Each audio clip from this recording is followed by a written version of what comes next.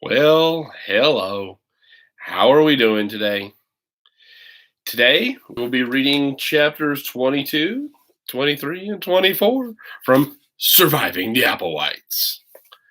Uh, so far, looks like, kind of recap, we got Jake Semple living with the Applewhites. He's with the Applewhites. He's kind of a loose cannon, or at least he kind of used to be. Kind of the Applewhites kind of tamed this dude, it seems like. So much he's been so much tame that he's actually now got a part in a musical, The Sound of Music. Randolph Applewhite's directing, and he's this overly dramatic director type. He's so overly dramatic, he lost his entire stage crew, stage manager, technical director, choreographer, all that stuff. They all quit. So he had to enlist the help of his super artsy family, the Applewhites, and they're going to somehow put this on. Well, looks like we've only got like 3 more days to read, and we're going to find out what's going to happen with this play. Well, let's see. Hopefully, everybody's ready. And with that being said, away we go. Chapter 22. While the others were having breakfast at the main house, Jake, desperate for some time away from Destiny, was in the kitchen at Wisteria Cottage, eating dry Cheerios and drinking a cup of Archie's morning coffee. Every so often, he threw a Cheerio at Winston, who snapped it out of the air and swallowed it. Jake had just drifted into a reverie about Janine Ning, who had taken Cordelia's place as the most beautiful girl he had ever seen, when he heard the yodeling refrain of The Lonely Goatherd. Destiny, he thought, somewhere nearby, somewhere nearby. And getting near, he was just considering the possibility of barricading himself in his room when Destiny's voice began to fade. He waited. Maybe he was safe after all. After a moment, though, the yodeling began to come closer again. Closer, closer. As Jake pushed his chair back from the table, ready to bolt and run, the voice began to recede again. This went on for some time. Fading, coming closer. Fading, coming closer. Jake resisted the urge to go see what the kid was doing. Once Destiny caught sight of him, his time alone would be gone for the day. Suddenly, Destiny quit singing. There was a loud yelp, followed shortly by pounding footsteps up the steps and across the front porch. Destiny tore open the screen door and hurtled across the living room and into the kitchen. Moments later, hoofbeats sounded on the porch, and Wolfie smashed into and then through the screen. Uh-oh, Wolfie, that crazy goat.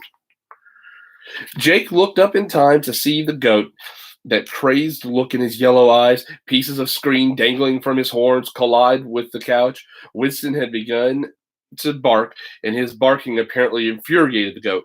When the couch didn't move out of his way, Wolfie butted it again, and then went totally berserk, knocking over a lamp and an end table, upending the hippopotamus coffee table, crashing into the bookcases, and scattering books and candles in every direction. Jake hurried Destiny into his room, closed the door, and then went after the goat. He managed to grab one horn, but the goat twisted away and charged at him. Jake leaped out of the way. He snatched the tablecloth off the kitchen table, ignoring the crash of his cereal bowl and coffee mug hitting the floor, and flung the cloth over the goat's head. Blinded, Wolfie knocked over a chair and then bounced off the kitchen table. Jake grabbed the ends of the cloth and held on. When he had wrestled Wolfie out of the door and down off the porch, he managed to get the cloth tied around the goat's neck like a leash. Then, partly dragging and partly shoving, with a still barking Winston following it at a safe distance, he got the goat back to the pen and in through the gate. A few moments later, Destiny showed up, Hazel walking docilely at his side. Hazel came into the pen after Wolfie. "Stay outside the fence," Jake warned Destiny. Gingerly, he untied the cloth and managed to get out of the pen and close the gate just as Wolfie's horns crashed resoundingly into it. I was hurting the goats," Destiny said, "just like in the song." "It looked more like Wolfie hurting you," Jake told him. "Wolfie doesn't like to be hurted." Remember that. Don't try and hurt him ever again. Hazel's okay, but you stay away from Wolfie. At 4:30, Jake and Destiny were in the schoolroom watching a butterfly chrysalis that had begun moving slightly on the thread that held it to its twig when a car pulled up in front of the main house. Through the schoolroom window, Jake saw Mrs. Montrose and her daughter get out. As always, Mrs. Montrose's hair was elegantly coiffed. She was dressed in a yellow silk suit. Her daughter, a tall, thin girl of 7 or 8, with blonde hair braided in two pigtails, uh, was wearing a white sailor dress, shiny white strapped shoes, and socks with white ruffles. They went up the porch steps and disappeared from view. A short time later, a shrill, piercing voice filled the house with an off-key version of "The Lonely Goatherd." Destiny, his nose pressed in to the aquarium, announced that he could sing it better than that. He was right, Jake realized. He and Destiny had been singing together a whole lot lately, and the practice had made a difference. On the other hand, Destiny had never sounded as bad as Priscilla Montrose. The chrysalis had cracked open, and something that looked nothing at all like a butterfly was pushing its way out. It doesn't look much, does it? Jake asked. Destiny shook his head. Edie came in to ask Jake to help it set the table up for dinner. Look, Edie, that yucky thing was in the chrysalis. What happened to the butterfly? That is the butterfly, Edie said. Those black crumply things on his back are his wings, Jake said. As soon as it pumps them up and they dry out, they'll be able to fly. You'll see. I'm not going to eat dinner then, Destiny said. I want to watch it get wings. Jake felt a little that way himself. He'd actually never seen a butterfly come out of its chrysalis before. On the other hand, he didn't want to miss one of the Govandaswami's dinners. Don't worry, Edie said. We'll be finished eating long before it's ready to fly. It takes ages and ages. You'd get bored waiting. Do you promise it's going to be a butterfly? I promise.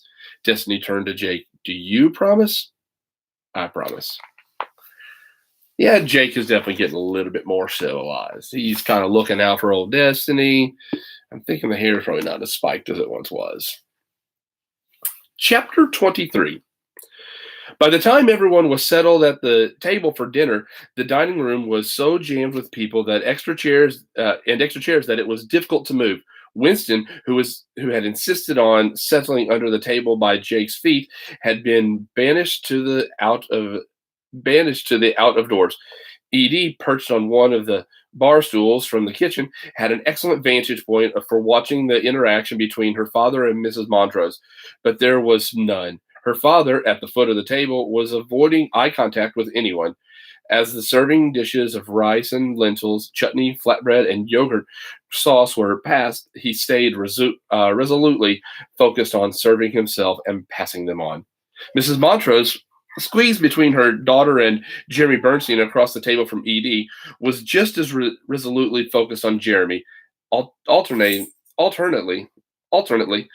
asking him questions about the life of a TV producer and dropping offhand remarks about the many roles her daughter had played in the little theater production.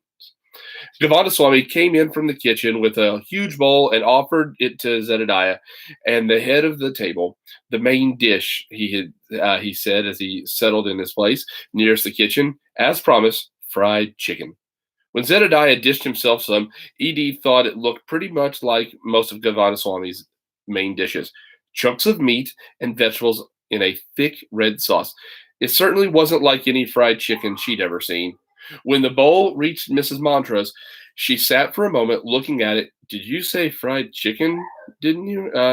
She asked. Govandaswamy nodded. Fried chicken, yes, an old Govandaswamy family recipe. My mother made it often, as did her mother and her mother before her. Ah, I see. It isn't quite what I expected. Mrs. Montrose spooned some onto her plate next to her rice. You'll want some of the yogurt sauce, Govandaswamy said. No, thank you. I'm not particularly fond of yogurt. Suit yourself. Mrs. Montrose spooned a small amount of the chicken into her daughter's plate and passed the bowl on. When everyone was served, Zedediah asked them to join hands. Let us offer heartfelt thanks to Ravi Govindaswamy for his fine, rich, and pungent cooking. Thanks as well to the Traybridge Little Theater for the opportunity to work together to bring a new artistic vision to the stage. And thanks to all the powers that be for the joining here of family, friends, and colleagues for this abundance of food, of companionship, of here he looked directly at Randolph and raised his voice meaningfully, tact and good sense. When they dropped hands, Edie watched her father dig into the food on his plate. She didn't think he'd been listening. Now that she'd watched Priscilla Montrose's audition, she understood his problem. It wasn't that the girl was too small on the littlest Von. Too wasn't that the girl was too tall to be the littlest Von Trapp. It wasn't just her voice. It was everything about her. The girl had stood like a telephone pole, rigid and totally unmoving, with her hands clasped in front of her like some old-fashioned opera star, and all through the yodeling part had sung every syllable as if it were a separate word. Oh, oh, ho, lady, oh, do, lady, ooh. It didn't sound anything like yodeling, at all like yodeling. The lines she read were even worse. She could see why he thought it would be better to let the show be canceled than to have her in it. Edie looked over at Mrs. Montrose. She was just taking her first bite of chicken. She chewed once, and her eyes grew very wide. She looked wildly from side to side, and like a trapped animal, her face growing in a deep, rich pink. Her eyes watered. She gave a little squeak, put her napkin up to her lips, swallowed, and snatched at her water glass, gulping down its contents without pausing for breath. Beads of sweat had broken out on her forehead. Very, very interesting, she said in a strangulated voice. She smiled at Devondaswamy. Then she reached for her daughter's water and drank that too. The yogurt sauce is quite cooling, Lucille said. If you are finding it a little too spicy for your palate, Devondaswamy observed, you will discover that water does not help. It only dilutes the acid. No, no, Mrs. Montrose said after a moment. Not too spicy. It's delicious. She wiped her forehead with her napkin. I'm just very thirsty. Priscilla Montrose had been picking at her rice. Now she raised a forkful of chicken. Her mother reached to stop her, but the girl had already popped the chicken into her mouth. She chewed and began to shriek, "Hot! Hot! Mommy! Hot!" She spit the chicken back into her plate and grabbed for her water glass. It was empty. She went on shrieking, "Manners, pretty dear, manners," Mrs. Montrose said, putting her daughter's back, her face, patting her daughter's back, her face getting pinker by the moment. Sybil, sitting at the little girl's other side, reached for the pitcher of grape Kool-Aid in front of Destiny. "Try this," she said, pouring it into the empty water glass. "Sugar cuts the burning." Priscilla stopped shrieking long enough to gulp down the Kool-Aid. Sybil filled her glass again. Mrs. Montrose held out her own glass. "That looks so good. Perhaps you might pour me a little as well." Wimps, Edie had thought. The chicken wasn't nearly as hot as some of Govindaswamy's dishes. She passed a plate of bread across the table. She might like the bread, and the rice is good with a little fruit chutney. "I'm terribly sorry," Mrs. Montrose said. "She's just not used to, ethnic cooking." After that, the meal went fairly smoothly. Edie thought Priscilla had nothing but bread, washed down with grape Kool-Aid. Mrs. Montrose, still a little pink in the face, withdrew from the conversation, smiling and nodding. She kept moving the chicken around on her plate, but Edie noticed that she was careful to actually eat only rice and that hadn't been contaminated by any of the sauce. The other adults kept up the constant stream of positive chatter about the Sound of Music. They talked about how well things were going and with the sets and costumes, how successful the run was bound to be. Jeremy mentioned several times how interested the TV executives were about the way it had been cast and how impressed they were that such a groundbreaking production was being done by a theater in Traybridge, North Carolina. Randolph remained absolutely quiet. Twice Destiny got up from the table and went off to the schoolroom to check on the butterfly. When Jake explained what he was doing, Priscilla Montrose asked if she could go with him next time. Her mother took a bite of bread and nodded vaguely. Destiny finished his chicken, topped with liberal portions of yogurt sauce, drank the rest of his Kool-Aid, and got up again. Come on, he said to Priscilla. Bet you he can fly now. It wasn't until Govindaswamy announced ginger saffron ice cream for dessert that everyone noticed that Destiny and Priscilla had not returned. Jake was sent to find them. In moments, he was back. They're not in the schoolroom. Where do you suppose they went? Mrs. Montrose asked, her voice carefully polite, but tinged with alarm. Before anyone could respond, the answer was clear. From outside came the sound of two voices, one of them shrill and off-key, singing The Lonely Goatherd.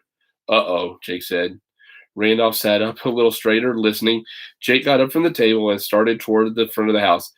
I'd just better make sure Destiny has it. He was interrupted by a blood-curdling shriek. The singing had stopped. Wild barking had started. Mommy, Mommy, help, Mommy! Mrs. Montrose rose up from her chair and started to push her way around the table toward the sound of her daughter's voice. Zedediah, Archie, and Sybil had leaped up to and started for the doorway. As they reached it, Priscilla Montrose, sobbing now, came running in, squeezed her way between them, dove past Edie and under the table, headed for her mother. Immediately behind her came Wolfie. You knew it. And behind Wolfie came Winston, barking steadily. Wolfie butted Archie out of the way, then Sybil, then smashed into the table. The jolt tipped over all the glasses and the pitcher of Kool-Aid. A black swallowtail butterfly fluttered into the dining room, drifting serenely above the chaos. Well, they found the butterfly, amongst other things. You knew it. When Destiny took off, you have to go with this kid. He's a little off his rocker. He's also 4 years old.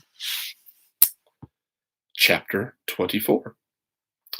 Jake and Archie each managed to get hold of one of Wolfie's horns and together dragged the struggling goat out of the house.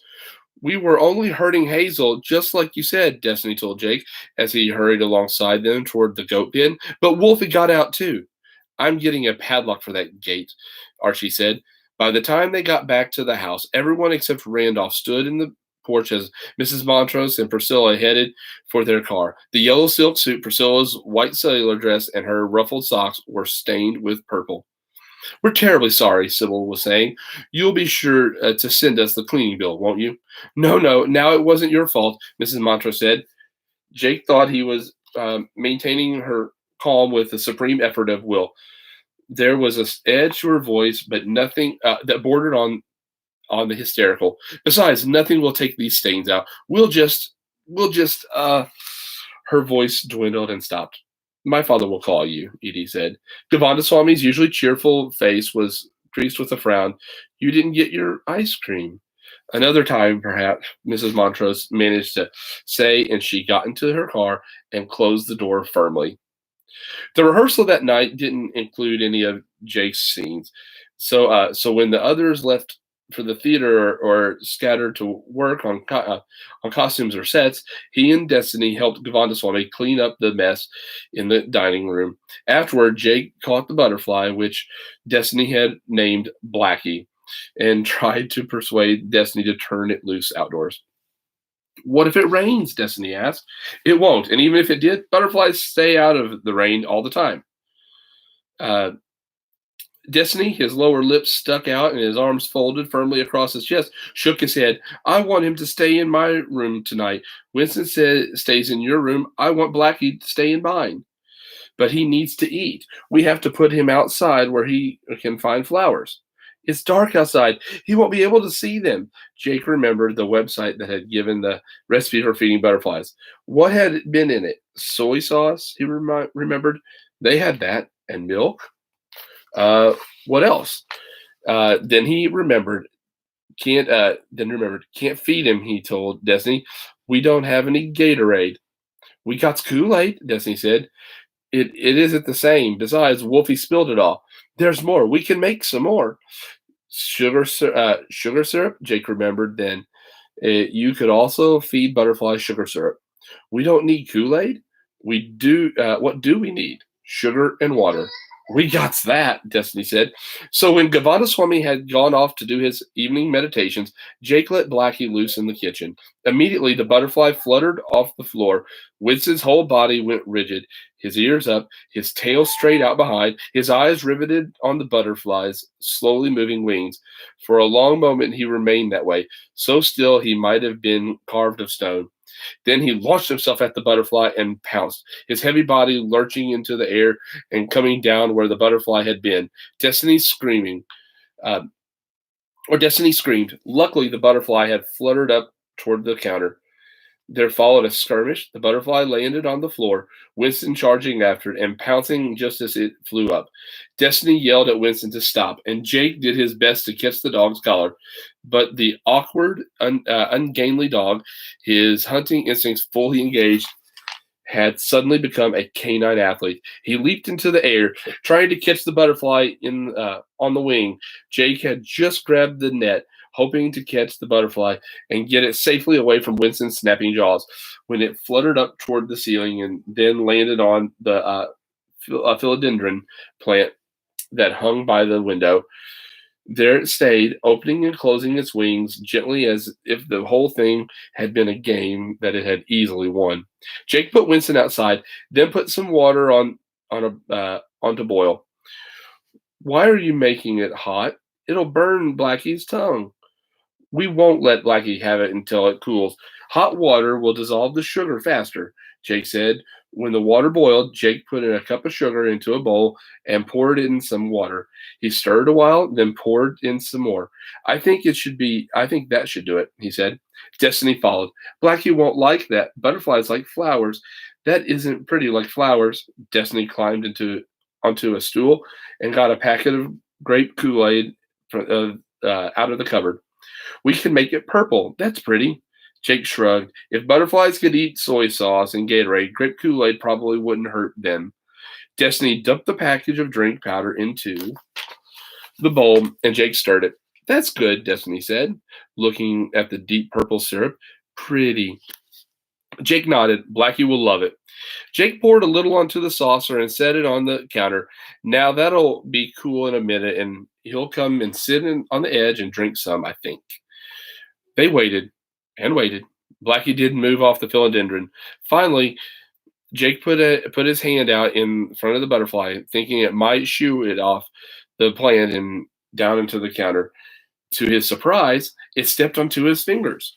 Gently and carefully, he moved his hand down next to the saucer, and the butterfly began uncoiling its long black tongue. In a moment, the butterfly stepped delicately off Jake's hand and onto the edge of the saucer, and then stretched its tongue like a long straw into the purple liquid. It's working, Destiny said. He's drinking. Jake could hardly believe his eyes. He wished he had Edie's camera. After a while, Blackie coiled his tongue back up and fluttered away from the saucer. He flew around the kitchen a couple of times and then landed on Destiny's shoulder. Destiny's eyes got very big and round. Look, Jake, he likes me. Of course he does. Now, if you are very quiet and walk very carefully, maybe he'll ride up to your room with you. He picked up the butterfly net just in case and followed as Destiny took tiny baby steps out of the kitchen and up the stairs. 3 hours later, Jake was in the schoolroom going over his lines when Randolph, Edie, Jeremy, and Cordelia got home. Edie came in to see if any of the other butterflies had come out. She didn't believe him about Blackie and the Kool-Aid. You'll see for yourself tomorrow, he told her. Where's the butterfly now? She asked. Somewhere in Destiny's room. Is Destiny asleep? He wasn't when I came down for a little while ago. He was singing to Blackie. He says Blackie is the bestest pet he's ever had, except that he can't pet him.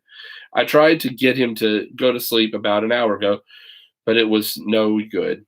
He's used to being up till rehearsal's over. That's a good thing. Why? Edie sighed. Dad's decided on the replacement Gretel. Not Priscilla Montrose. This is Randolph Applewhite we're talking about here. Of course he's not going to use Priscilla Montrose. He's going to call Mrs. Montrose first thing tomorrow morning and tell her his choice. when she hears it, she'll cancel the show. He'd better have a musical with good singers canceled, or let's see. He'd rather have a musical with good singers canceled than one with lousy singers that actually happens. Who's he going to cast? Destiny. Jake felt his jaw drop. He can't cast Destiny. Gretel's a girl. He's the director. He can do anything he likes. He's going to turn Gretel into a boy and call him Hans. Destiny's little enough to be cute, which is more than you could say about Priscilla Montrose. There's nothing nothing in the script that can't work that way. Edie sighed deeply. It won't matter, though. The whole reason Mrs. Montrose hasn't canceled it already, the whole reason she didn't get up and leave the minute she took a bite of Govindaswamy's chicken was that she thought her daughter was going to get to be on network television. The minute she finds out that that isn't going to happen, it'll all be over. Jake felt his stomach clench. No, I could not. It could not all be over. Enough bad things had happened to him this year. He was going to do this. He was going to play Rolf. He and Janine Ning were going to sing their duet and dance, and he was going to kiss her. He was going to hold a gun up to the Von Trapps when they were escaping, and to do all this was going to cut off his scarlet hair and take off his eyebrow ring and all his earrings. I knew that he was losing that stuff. It's your fault, Edie told him.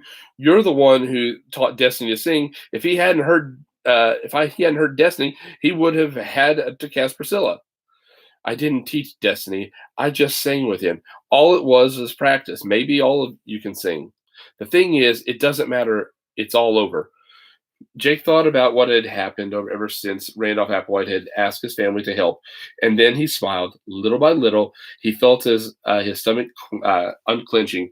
Edie was wrong. How could she, an actual mother of the Applewhite family, possibly think it could all be over? All of them, even the invisible Hal, had put their whole selves into this show and show by now. Not just family either. Bernstein, Govindaswamy. It didn't matter anymore that it was Randolph's show, that it was the project nobody else had wanted anything to do with. Everybody was involved in it now. And the way these people get involved was like nothing he'd ever seen before. They might moan and groan and grouch and complain about how much there was to do, but they never put anything or everything else aside and did it. Passion, Govindaswamy had said. That was it. What the Applewhites did, they did with passion. They cared about the show now the way that some people care about flying around the world in a balloon, or sailing across the ocean alone, or climbing Mount Everest. She may cancel it, but it'll happen anyway. Some way or another, it'll happen. You'll see. I'll make you a bet. Edie was an Applewhite after all. He thought she knew better than to take the bet. The end of chapter 24. This play, I'm thinking it's going to happen. We'll see how this works out. See how Jake does. We only have 6 chapters left in this book. Well, I hope everybody's enjoyed the next 3 chapters of Surviving the Applewhites. Woo, woo, woo, woo. Tomorrow, we'll read chapters 25, 26, 27. And then on Monday, we will conclude this thing. Remember, this is Surviving the Applewhites by Stephanie Tolan. Test number 60652. It's a level 5.5 book, and it's worth 7 whole points. And before we leave, I got a little visitor that wants to say something. Hi. Stella is going to say hi. Oh, and now she's going to act shy. So you actually walk in here. Guys, don't go away. I want to show you something. What are you going to show them? Well, what are you going to show them? I'm going to play something. Well, our house is a disaster because right now we are trying to paint her new room. It's just a mess. There's everything out of an entire room and everything. That means it's all thrown in other rooms. And just to walk out of here, which you can't see this, and thank heavens you can't see it, it's like a minefield. And you can kind of hear boom, boom, boom, boom. This is what I'm playing, guys. She is playing Roblox. And what's the name of your character? My character's name is Stella. And let's go to a different one. I will show you what I was playing. Okay, well, they're just here to hear the story. But what is one of the characters you were playing against? Who did you see in there? Was it Alex somebody? Alexander Hamilton, but he wasn't a real name. Hamilton. Oh. But this is where you starts out how you get in it. It turns like this, but I like to turn it down like this then. I think she's going to want us to do a Roblox video, so maybe we'll do one of those soon. Yeah. Okay, well, on that note, we hope everybody has a nice evening. Let me pick up my sign here. Hope everybody has a nice evening. Remember, if you want to try and take the test, I wouldn't do it yet because we haven't finished the story, but there's our test number. That being said, I hope everybody has a wonderful evening, and we will see you later. Good night or goodbye.